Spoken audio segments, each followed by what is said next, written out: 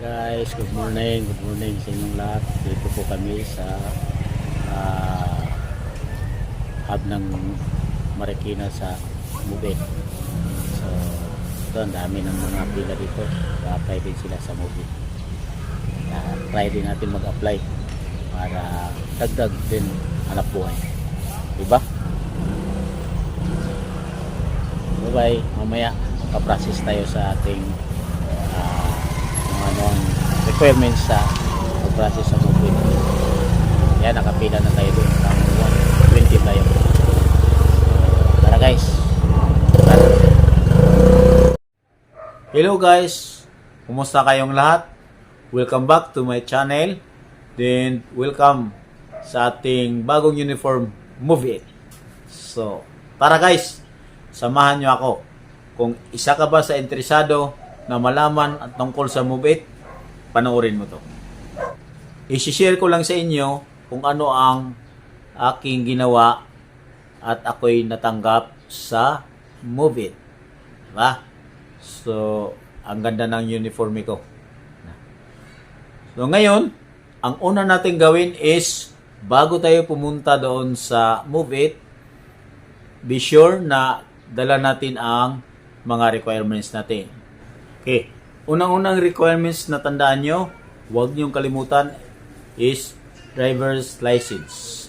So, kailangan professional ang inyong driver's license. Then, hindi expired.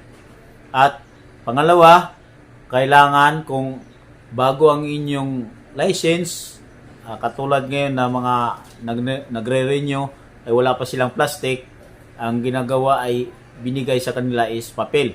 So kung ganon, papel ang inyong license, kailangan ihanda nyo yung portal ID number. So, nung kayo kumuha ng license doon sa LTO, nandun yung portal ID. Requirements yun. So, yung portal ID number, dadalhin nyo. Yun ang i-present nyo. Then, pangalawa, ORCR ng inyong motor. Kailangan hindi expired. At kung sakali hindi nakapangalan sa inyo ang ORCR ng iyong motor, ay humingi kayo ng letter na nagpatunay na kayo ng may-ari. Kung repo ang inyong motor, katulad sa akin, ay kailangan humingi kayo ng certificate na nagpatunay na kayo na ang may-ari ng motor. Ang motor na kailangan, sa pagkakalam ko, is 2017. Kailangan mayroon kayong dalang NBI. So, siguraduhin nyo na lang na hindi expired. Pero yung katulad sa akin, nung pag-apply ko sa Move It, ay inallowed naman nila kahit na expired yung aking NBI. Ang sabi nila sa akin, to be followed na lang ang aking NBI na ipapasa na hindi expired. Kasi hindi ko nabantayan na ang nadala ko is expired na pala na NBI. So, buti naman ay pumayag sila at inallowed nila yung aking dalang NBI.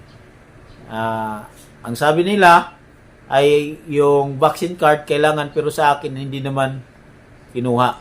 So, yun lang ang pinaka-importante na documents nating dadalhin doon para hindi tayo maabala, no?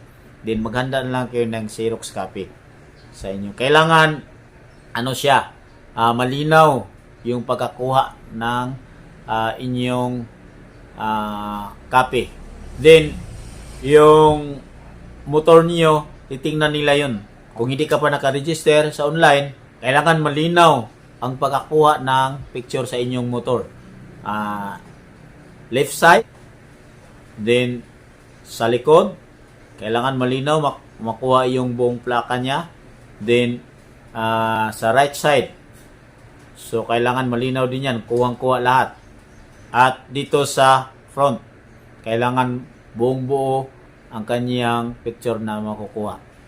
So ito yung tandaan nyo sa mga nais mag-apply ng Move It.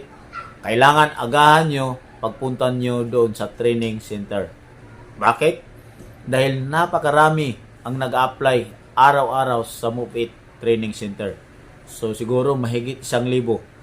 So, pinaka-the best dyan para hindi masayang ang inyong araw lalo na sa mga nag-leave sa kanilang trabaho para lang mag-apply sa Move It, ay ang payo ko sa inyo, agahan nyo pagpunta doon sa Move It Training Center. Then, pagka nakarating na kayo doon sa Move It Training Center sa Marikina, hanapin nyo ang nasaan ang pila. Dahil kukuha kayo ng number doon. Katulad sa akin, ang aking number na nakuha is pang 126 ako. Dumating siguro ako doon mag alas 8 na. So, dahil ako from Cavite, umalis kami dito 4 a.m. At naabutan kami ng traffic. Dumating kami doon sa Marikina ay halos mag alas 8 na. At dahil dyan, pang 126 na ako. So, yun. Nakapila ka na. I-check yung iyong mga papers kung kumpleto ba. After nun, ay upo ka na doon sa pila. At mag-antay ka na tatawagin ang inyong number. So, tandaan mo, huwag kang palis-alis. Baka pagtawag sa inyong number ay wala ka doon, ay hindi ka mapasali. Dahil ang pagkakaalam ko, by batch ang isasalang doon. Nasa 50 ata. I'm not sure. So, 50 na person na isasalang. After nun, tatawag naman sila ng another 50 batch. So, yun ang tandaan natin. Then, pag pasok mo doon, pipila ka na doon sa step 2. So, pag dating mo doon, i-check yung mga requirements mo kung okay ba, malinaw ba ang kopya. Then, ibigay mo yung number na kinuha mo. Nandun lahat ang pipilapan mo doon. After nito, kung okay ang inyong requirements, pupunta ka na doon sa training scale. So, iparada mo na yung motor katulad nito. So, iparada mo dito sa labas. Ito yung itsura sa paradaan sa labas. Then, bago ka papasok, i-check mo na ang inyong motor. And be sure, ang inyong motor ay fully condition. Dahil pagka mayroong depekto, i-check nila yan. Yung headlight mo, high and low, kailangan gumagana. Yung signal light, i-check din nila. Then yung busina mo, after nyan, is yung brake light. Kailangan gumagana, harap at likod. So yung gulong, titingnan nila yan. Kailangan gumagana lahat. Dahil kung mayroong problema na isa lang, ay maaring hindi ka ma-approve, ma-disapprove ka. Kailangan mapakondisyon mo lahat. Katulad sa akin, nagtaka ako na walang ilaw sa likod, yung brake light ko.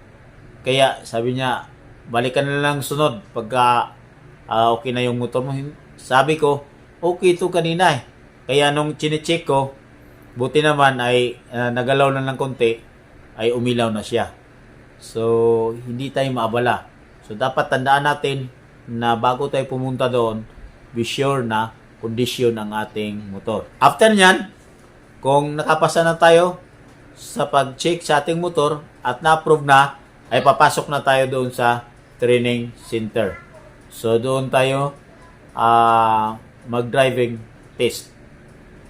So, yun ang proseso sa ating pag-apply sa Move It. At titingnan natin maigi yung mga nauna sa atin na nag-drive test, kung ano ang ginagawa nila para ma-master natin at ganun ang gagawin. At hindi tayo malilito. So, ulitin ko, ang mga requirements na kailangan natin at ating dapat ihanda bago tayo pumunta sa Move It Training Center ay kailangan kumpleto tayo ng requirements, driver's license, ORCR, then NBI at vaccine card. Yung iba hininga ng barangay clearance, pero sa akin hindi naman ako hininga ng barangay clearance. Then kung ang inyong driver's license ay papel pa, kailangan na ihanda nyo yung portal ID number nyo. So, napakahalaga yan. Dahil tulad sa aking kasama doon na wala siyang portal ID number, nagkakaproblema siya. Pangalawa, kailangan agahan natin ang pagpunta natin doon sa hub sa Marikina para sigurado tayo na makuha ang ating number. Dahil kung abutan tayo ng tanghali, baka masayang ang ating pagpunta doon.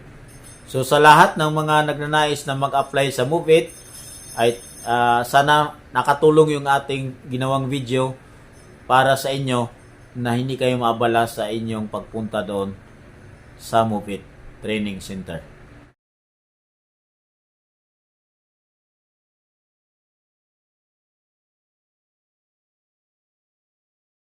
So yun nga guys, successful ang ating pag-apply sa MoveIt at tayo ganap na MoveIt driver. Kaso lang, medyo dismayado tayo ngayon. Alam niyo kung bakit? Bagamat tayo nakapasok sa MoveIt,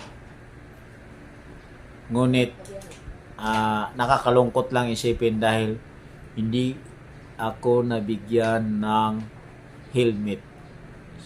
So sad mga paps. So okay lang. At least nakapasok tayo sa MoveIt. Medyo dismayado lang ako dahil ay nasaan ko yun na makuha ko yung freebies na helmet na dalawa. Ngunit ang sabi pa ay naubusan daw ng stock dahil sa sobrang dami nag-apply. So maswerte yung nauna sa akin dahil sila ay nakakuha ng helmet.